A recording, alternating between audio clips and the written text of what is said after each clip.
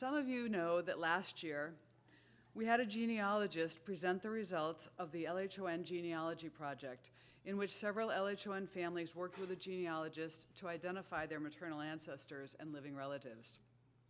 That project began when I attended the 2015 conference of the National Society of Genetic Counselors. One of the sessions I attended was led by our next speaker, Brianne Kirkpatrick. She had convened a panel of experts on the topic of genetic genealogy. After the session, we started a conversation about how the LHON community can benefit by applying the concepts of genetic genealogy to our understanding of our maternal relatives. During our talk, Brianne will share with you 2 videos she created for the LHON community to use when considering contacting their at-risk maternal relatives. In addition, she'll give us an overview of several issues surrounding LHON and genetics, including genetic testing, genetic counseling, and communicating genetic information with at-risk family members. Brianne's a licensed and certified genetic counselor with more than 12 years of experience in research and clinical practice. She's a member of the National Society of Genetic Counselors, International Society of Genetic Genealogy, and the National Genealogical Society. Brianne's background in medical genetics, genealogy, and counseling makes her a unique fit for clients looking for emotional support and answers to questions on ancestry testing and other DNA tests. She founded Watershed DNA, where she offers DNA consultations and genetic counseling services by phone or video conferencing. She's located in Charlottesville, Virginia. Please welcome Brianne Kirkpatrick.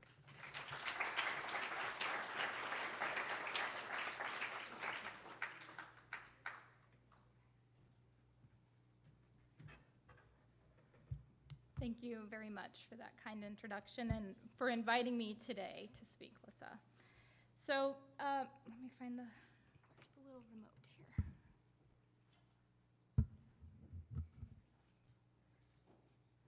The clicker to advance. Oh, it's right up here. Got it. So DNA is going to be at the center of my discussion today, but in a little bit of a different way than it was with Dr. Kara. She provided us with a great overview, and I don't want to be repetitious of anything. And when I am talking about DNA, it's going to be coming at it from a different perspective. So in the past, DNA and genetics were not typically a part of discussions about family and health concerns. All of these other words up here in this graph, genealogy, family tree, family history, ancestry. We knew about conditions running in families, or we heard people talking about conditions skipping generations, but we didn't really have a solid scientific understanding for a lot of medical conditions. And my entire profession of genetic counseling has grown from the discovery of DNA and how it's connecting individuals within families and connecting people to medical conditions, and explaining to us how we're all connected biologically, but also socially. So my background is in medical genetics, and I still do that 1 day a week just to stay up to date with the changes in genetic testing that are happening at a really rapid rate. But about 1.5 years ago, I branched out into the specialty of genetic counseling for ancestry testing and genetic genealogy. So Lissa shared some of our story about how we came together to work on this project at the NSGC conference in Pittsburgh. So I will present those videos shortly, but wanted to give an introduction to some of the topics first. So I won't go into the connection between mitochondria and LHON too much, since Dr. Kara just did that. But what I do want to focus on is that there are a lot of different genes involved in the process. And the genetic testing for LHON has developed over the years to the point that we can now offer testing to individuals, and we have a process for doing that. So in genetic testing for conditions in general, we like to start at kind of the center of this circle, the blue circle, which is describing if there is a genetic variant that's already known in a family. That's where we like to start. It gives us a more clear-cut answer when the results come back. Sometimes we don't get an answer from that first set of tests, or it might be the first person in a family being tested. So then we go to the next level, which is testing the most common variants that we know about. After that, if we still have a negative test result, we will continue on to do some of the testing of less common variants. And then finally, sometimes we will try to test it all. So I looked up on a couple of websites to see what tests are being offered in different places around the world. And there are over 30 different laboratories worldwide that offer different genetic tests for LHON. Some people are trying to go the at-home DNA testing route, direct-to-consumer tests like 23andMe, for example. And it's not my recommended approach because of the weaknesses of that type of testing for medical reasons, but it is happening. And the concern that a lot of people have in approaching genetic testing is concerns about coverage, concerns about will the results be in someone's medical records? Will they have to declare their results if they're applying for different types of insurance? So why do we test in the first place? There are different reasons for this. So initially, we'll often test to confirm what we're suspecting is a condition that we've diagnosed based on symptoms. The benefits of confirming that way is that we now have an explanation. This can put people in touch with others who know about the condition. They can find information that would not be available without a diagnosis or a known name. And for some people, it is a way to understand and kind of move on past the why and start searching for the what next. It can also provide direction in where to go next. And I'm a little bit biased because I'm a genetic counselor, but I think that working with a genetic counselor when going through the genetic testing process can be really empowering because not every person makes the same decision. Not every person decides to pursue genetic testing. And when the results come back, there might be some clarification that's needed on a case-by-case basis. So some of the challenges to testing I have listed up here, and they're not in any set order. Some people aren't always ready for genetic testing at the same time. There can be differences in an emotional readiness. There can be different reactions for different people. I mentioned some insurance concerns earlier, but also privacy concerns. Who will know the results and who will those results need to be shared with? And then also some challenges to accessing genetic counseling, either pre-test or post-testing. And some people wonder, well, if I do test, what will it change? There are some special challenges to sharing information with family. And this was one of the reasons that we undertook the project to create the videos, to make it easier for people to share information about LHON with family.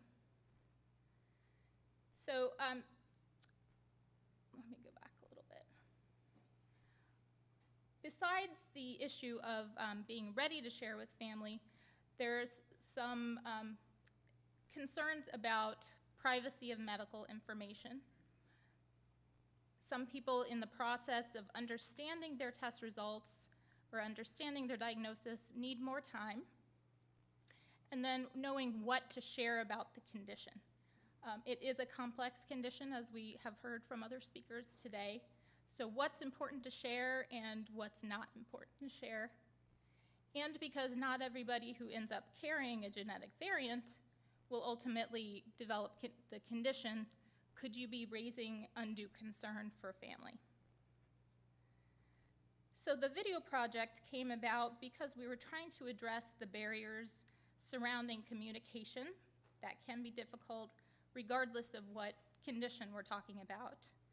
The genetics of LHON is complicated, and genetic counselors are helpful, but getting in touch with one or connecting with one is not always easy. So at this point, we're going to play the two videos together. They take about 10 minutes to show, and then afterward, I'd like to open it up to questions from the audience. And before we play those videos, I just wanted to let you know that there are additional videos with more details on these topics that are available on the YouTube channel that Lissa runs, along with these other ones.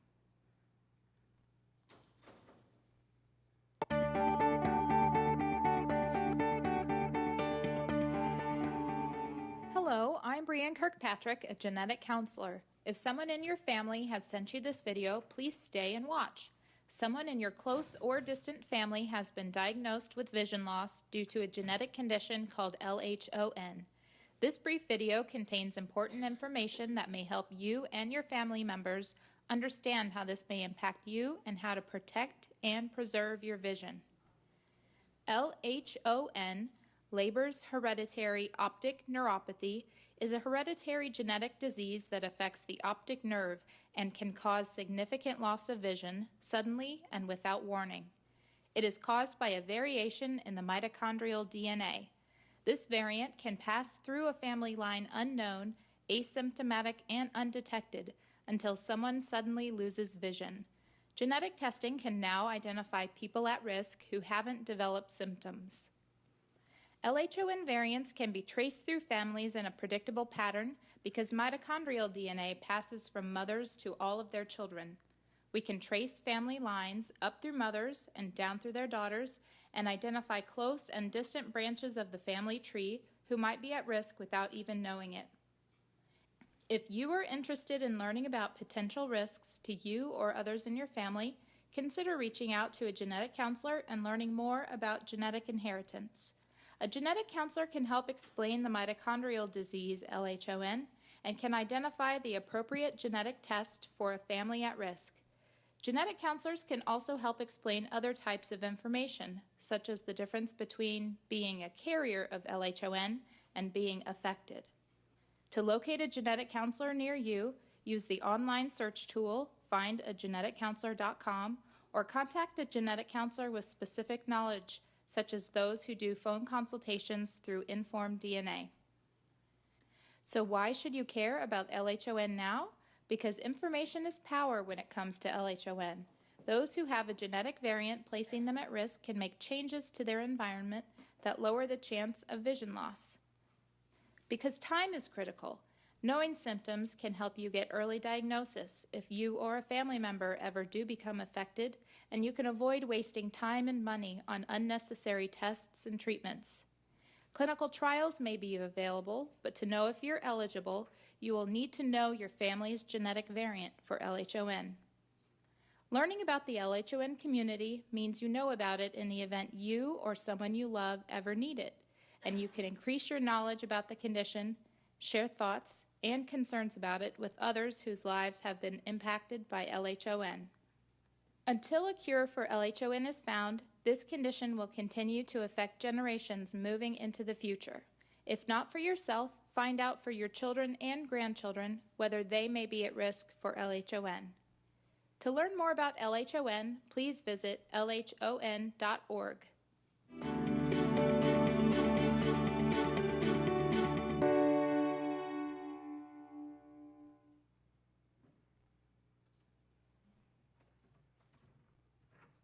So the first video was designed to be the one that can be shared with family members who maybe have not heard of LHON but may be related to an affected person along the maternal line.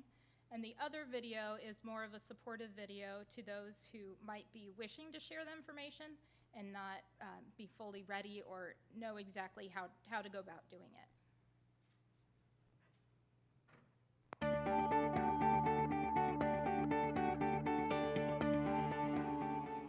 Hello, I'm Brianne Kirkpatrick, a genetic counselor. The video you are about to watch has important information and support if you or someone in your family has been diagnosed with vision loss due to LHON and you are now in the position to start sharing that news with others potentially at risk.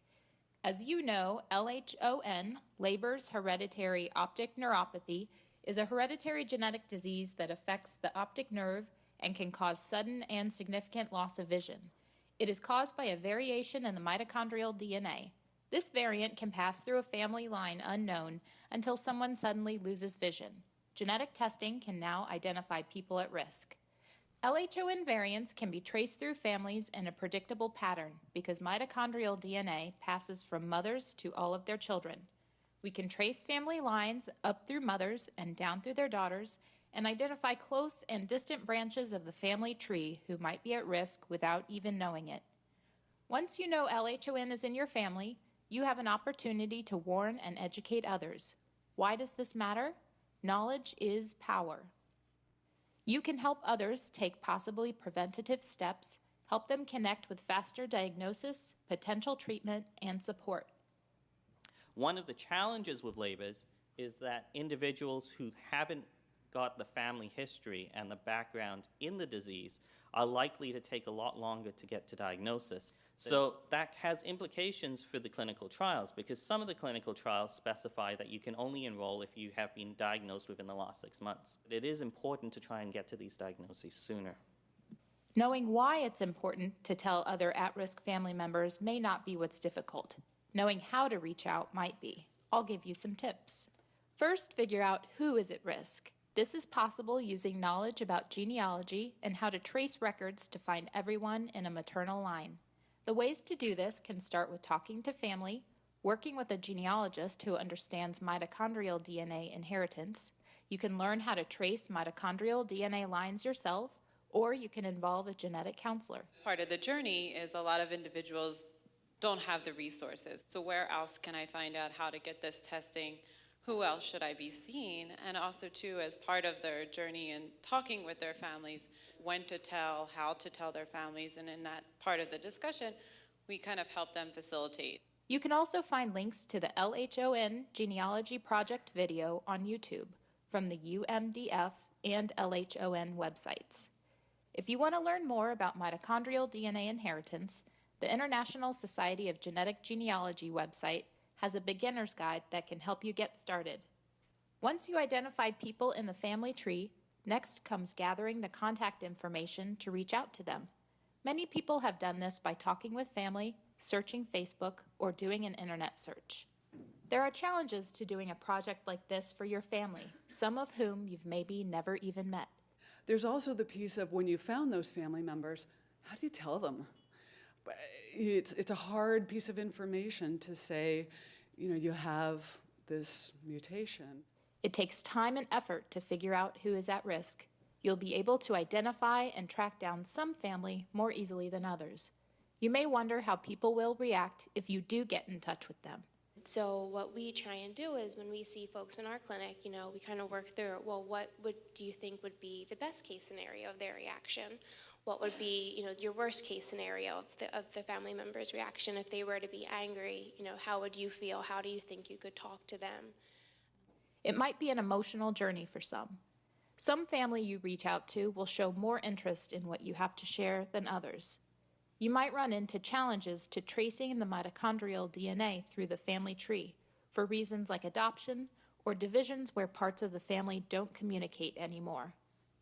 Being emotionally ready to go on such a journey doesn't happen for everyone, and certainly not on any set time schedule or for all family members at the same time. So I would say that, every individual is unique, as well as we know every family is unique. So some families deal with, tragic information, and they send out a text. Or other families would say that's an awful way to try to do it, but that's how that family communicates. Some people need to take a break on a project like this and come back later. This is okay. So what do you do if this doesn't seem to be the right fit for you? Another strategy is sometimes it's a lot for you to take on yourself. So maybe you have an unaffected sibling who would maybe be your champion in the family to help you to relay that information to other family members. Once you know who's at risk, next you'll need to prepare to share. There is a separate video created specifically for family members who are just learning about LHON called LHON Runs in the Family. You could provide a link to this video in a letter or email, or tell family about it when you reach out to them. Be ready to share the findageneticcounselor.com website address so they can find a genetic counselor near them to help out, or contact someone knowledgeable about LHON at Informed DNA. Start working on an email or letter, or use one provided by a genetic counselor. We have also made family letters. So rather than disclosing your clinical letter to your families, which might have other sensitive information you don't want them to have, we have drafted family letters to help convey this information. If you need help organizing your letter, freeze this frame. There is no right time, you just have to start. Time matters for people at risk for LHON, so don't wait. Reaching out is easier than it used to be. I think that talking about LHON with relatives is a lot easier now than maybe it was 5, 10, 15 years ago, because look at all the positive stories we now have out there. It's a gift, but it's a difficult gift to give. But you're not alone in this, and it is an important gift. For more information and support, join the LHON Facebook group and use the registration form on the LHON.org website to join the community.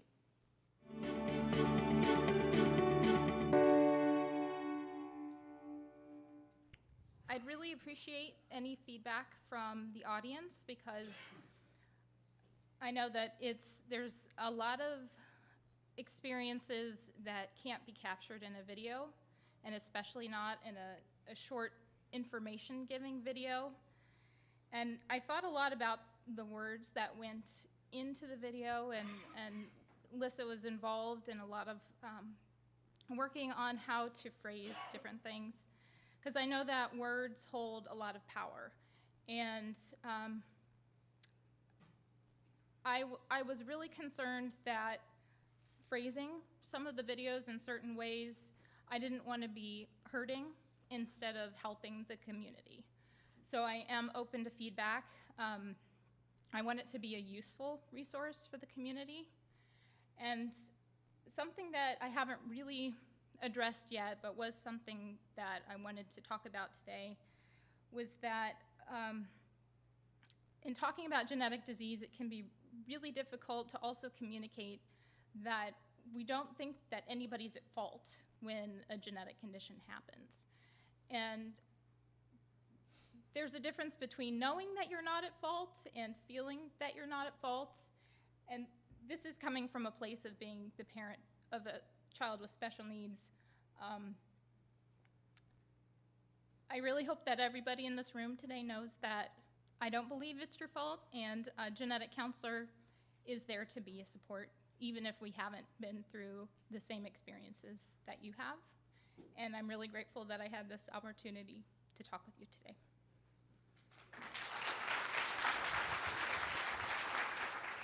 Thank you so much. We are so lucky to have people that give their hearts and souls to help us. It's everywhere I go, people just are so excited to help us. And I know we're running late, and I don't know if you want to take questions now, or do you want to just take them individually?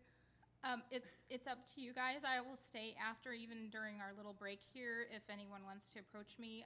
I also left some of my cards over by the water tank over there in case anyone wants to reach out to me afterward. Thank you.